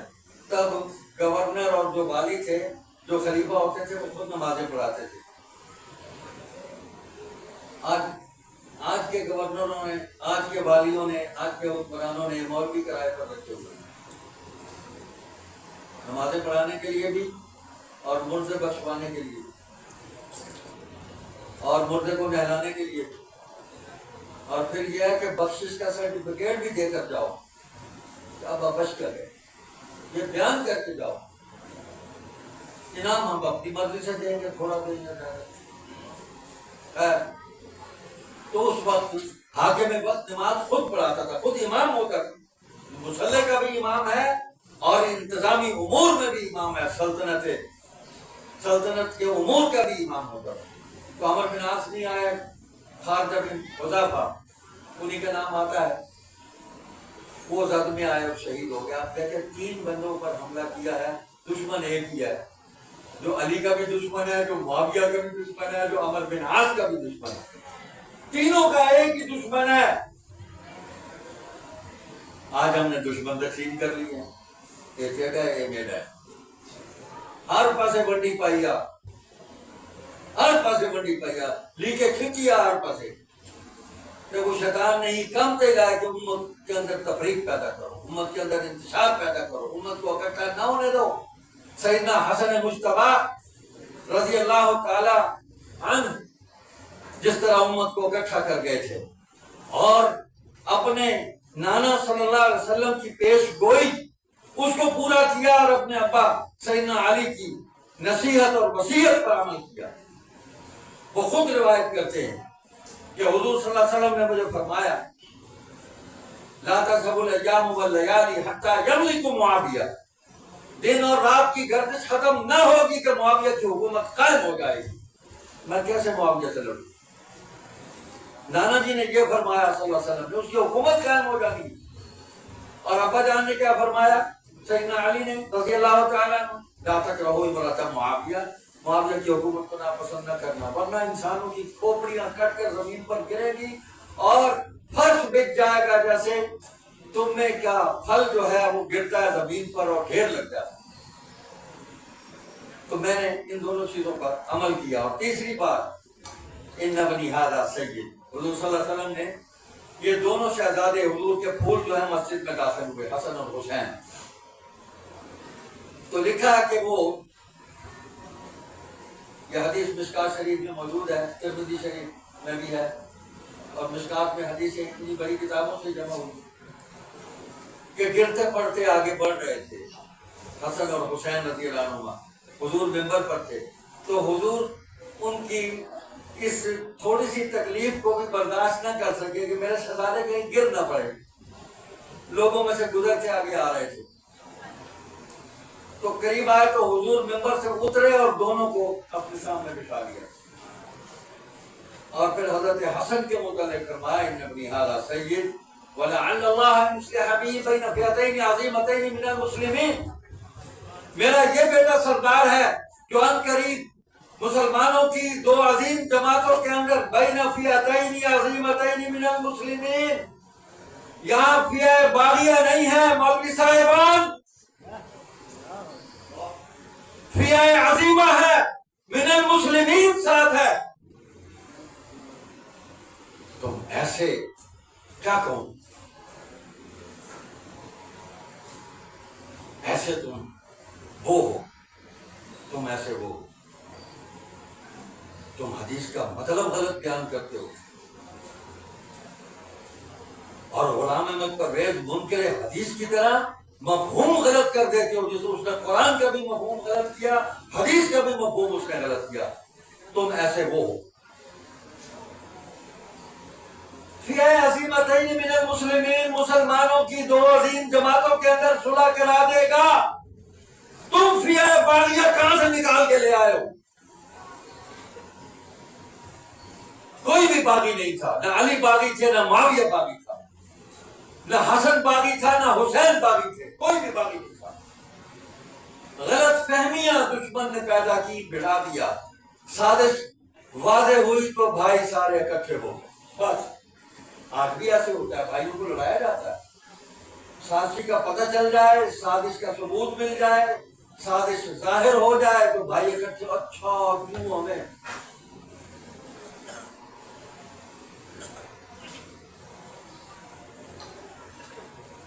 کیا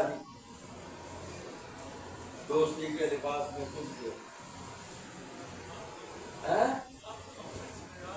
ہاں، مولانا تعالی سے شادی رحمۃ اللہ علیہ پڑھا کرتے تھے، ہم کس خیال میں گم تھے،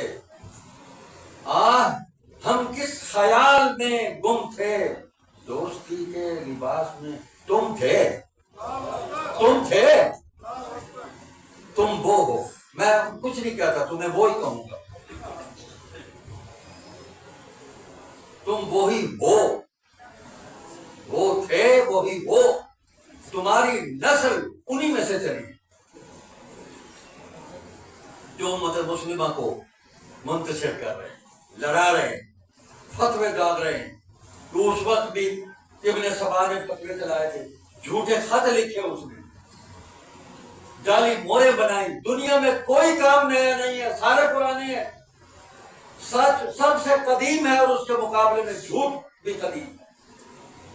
سیدنا آدم علیہ السلام اللہ کے سچے نبی، پہلے انسان، اور مقابلے میں پہلا خبیث، پہلا لعین شیطان ابلیس، پہلا جھوٹا، پہلا کذاب. تو خیر اور شر کی جنگ تو ازل سے چل رہی ہے، اب تک جاری رہے گی. خیر کے مقابلے میں شر نہ ہو تو خیر کی کیسے قدر ہوگی، سچ کے مقابلے میں جھوٹ نہ ہو تو سچ کی کیسے پہچان ہوگی، حق کے مقابلے میں باطل نہ ہو تو حق کی کیسے دعوت اور تبلیغ ہوگی. یہ نیگیٹو پازیٹو، یہ دو تارے نہ چلیں تو کیسے روشنی ہوگی. یہ لازم ملزوم ہے بابا. لیکن ہم نے حق کے ساتھ چلنا ہے، جھوٹ کے ساتھ نہیں چلنا، سچ کے ساتھ چلنا ہے، حق کے ساتھ چلنا ہے. جھوٹ اور باطل کے ساتھ ہم نے نہیں چلنا. تو حق محمد رسول اللہ صلی اللہ علیہ وسلم پڑھیں، صلی اللہ علیہ وسلم، ان کے ساتھ ہے. حق حضور کے اہل بیت کے ساتھ ہے، حق حضور کی ذریت اور اولاد کے ساتھ ہے، حق حضور کے سارے صحابہ کے ساتھ ہے، اور حضور کے سارے صحابہ حق پر ہے. درجات اپنے ہیں. اچھا، ان درجات کو متعین کرنے کے لیے بھی اللہ تعالیٰ نے مولویوں کی کوئی ڈیوٹی نہیں لگائی. یہ غلط فہمی ہوگی بعض مولویوں کو کہ اللہ تعالیٰ نے ہمیں مامور کر دیا ہے، اس کو اٹھا کے باہر بٹھا دو، یہ حق پر نہیں ہے. یہ خطا اجتہادی پر تھا تو تم کیا اشارے کھڑے، وہ کیا ہوتی. بڑی خوبصورت. میں پھر دیکھو، میں اپنی بات نہیں کرتا، میں اکابر کے مذہب پر ہوں، اکابر کے مسلک پر ہوں. حضرت مفتی محمد شفیع صاحب سب کہہ رہے ہیں رحمۃ اللہ علیہ، مولانا تقی عثمانی کے والد ماجد، بہت بڑے انسان، بہت بڑا مفسر قرآن، محدث، فقیہ، اور جدید ترین مسائل پر امت کی رہنمائی. وَلَا تَكُونُوا كَالَّذِينَ تَفَرَّقُوا وَاخْتَلَفُوا مِن بَعْدِ مَا جَاءَهُمُ الْبَيِّنَاتُ. اس آل عمران کی اس آیت کی ذیل میں پڑھے انہوں نے معرف القرآن میں کیا لکھا. وہ الگ بات ہے کہ مولوی اس پہ ہاتھ رکھ کے آگے گزر جائے گا. نہیں، ساڑھے حضرت صاحب ایک نے گیا، وہ بھائی میرے حضرت صاحب کے فرما رہے، اب مقابلہ کر لو، تیرا حضرت رکڑا ہے یا میرا حضرت رکڑا ہے، کر لو مقابلہ، آ جاؤ. تو انہوں نے اس آیت کی ذیل میں لکھا کہ مسئلہ یوں ہی ہے کہ جس کا اجتہاد نتائج کے اعتبار سے غلط ہو جائے اس کو ایک ثواب ملے گا. امت میں انتشار اور تفرقہ مت پیدا کرو. لیکن جو مجتہد ہے وہ اجتہاد کرتا ہے، قرآن، حدیث، سنت، اجماع امت، قیاس، ان چیزوں کو سامنے رکھ کے پھر وہ کوئی رائے قائم کرتا ہے تو عام معمولی آدمی نہیں ہوتا، غیر معمولی آدمی ہوتا ہے۔ وہ کہتے ہیں کہ حدیث یہی ہے، نبی علیہ السلام نے فرمایا کہ جس کا اجتہاد نتائج کے اعتبار سے غلط ہو جائے اس کو ایک ثواب ملے گا، گناہ نہیں ملے گا، اور جس کا اجتہاد نتائج کے اعتبار سے درست ثابت ہو جائے اس کو دوہرا اجر ملے گا، گناہ اس کو بھی نہیں ملے گا، دونوں کو ثواب ملے گا، ایک کو ایک کو دوہرا، تو ملا تو دونوں کو ثواب۔ آگے خود لکھتے ہیں کہ اس کی تعیین کون کرے گا، کون متعین کرے گا کہ یہ اجتہاد اس کا غلط تھا، یہ خطا پر تھا اور یہ ثواب پر تھا، اس کی تعیین کون کرے گا؟ کوئی نہیں کر سکتا، اس لیے کہ حجت دونوں کے پاس ہے۔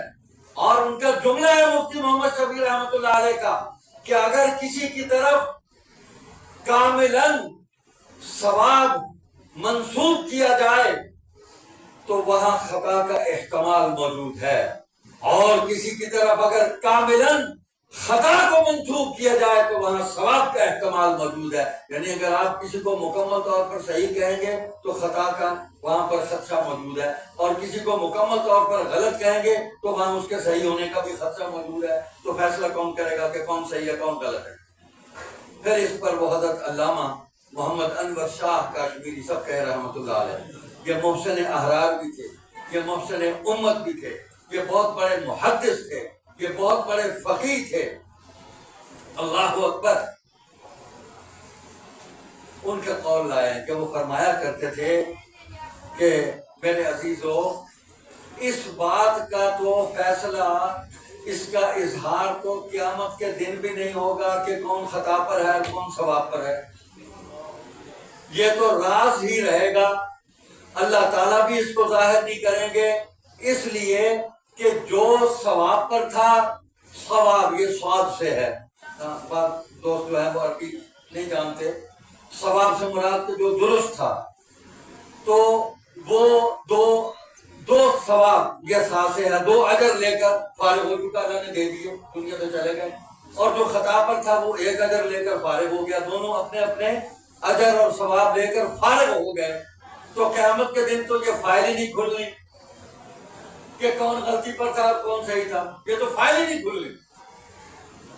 تو اس لیے جس بات کو اللہ تعالیٰ نے بھی ظاہر نہیں کرنا، ہم کون ہوتے ہیں کہ ہم اس پر بیٹھ کر فیصلہ دیں اور رائے قائم کریں کہ فلاں صحیح تھا اور فلاں غلط ہے، وہ جی فلاں احق تھا، فلاں صحیح تھا، فلاں اصح تھا، اتنا زور لگانے کی کیا ضرورت ہے؟ بعض لوگ حلق سے آواز نکالتے ہیں اور یہ جو اصح کرتے ہیں یہ معدے سے آواز نکالتے ہیں تاکہ اس میں کچھ اور ڈالیں، اس جہنم کو بھریں تاکہ یہ زبان یہ بھونکنے سے رکے۔ تو بھائی صاحب، صحابہ کے معاملات میں ان کے دور کا کوئی آدمی جو صحابی نہیں ہے، ہم اس کی رائے کو بھی صحابی کی رائے کے مقابلے میں چھوڑ دیں۔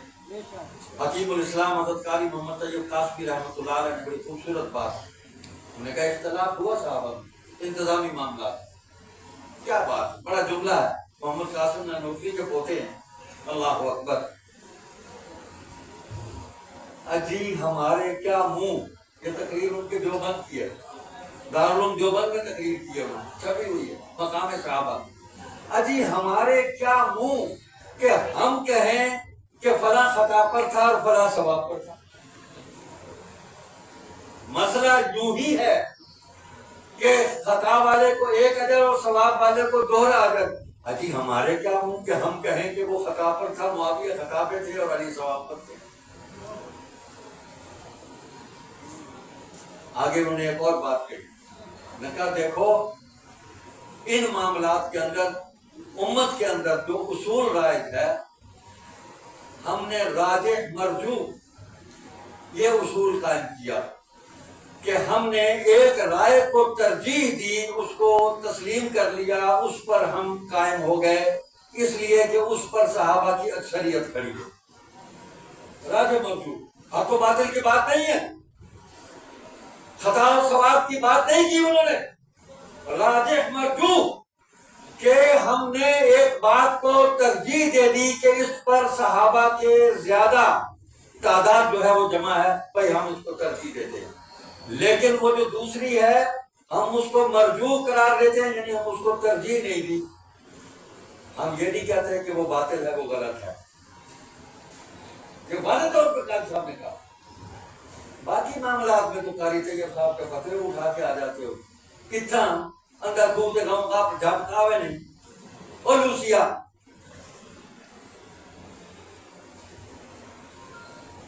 شکل مردار آ لیا، سڑکوں پار آ لیا، تبرے بے شمار بکار شباب، یہاں کیوں تم یوں جھاپ کھا کے تو نکل گئے؟ تو قاری طیب کی باتیں ساری مانو نا، پھر آدھی نہ مانو، آدھی نہ مانو۔ دیکھو اکابر کی آراء ہے، اکابر کی اقوال ہیں، یہ ہمارے بزرگ ہیں سارے، حضرت گنگوہی، حضرت نانوتوی، مولانا محمد قاسم نانوتوی، الامام محمد قاسم نانوتوی، فقیہ امت حضرت مولانا رشید احمد گنگوہی، شیخ الہند مولانا محمود حسن، جس نے تختہ زانی کے اس قول کے نیچے حاشیہ لکھا کہ حضرت معاویہ کی سخت توہین اور بے ادبی ہے، تو اٹھا ہاتھ رکھ کے مطالبے نے حاشیے دے، طالب علم نے سوال کیا بکواس بند کرو، استاد کے سامنے نہیں بولتے۔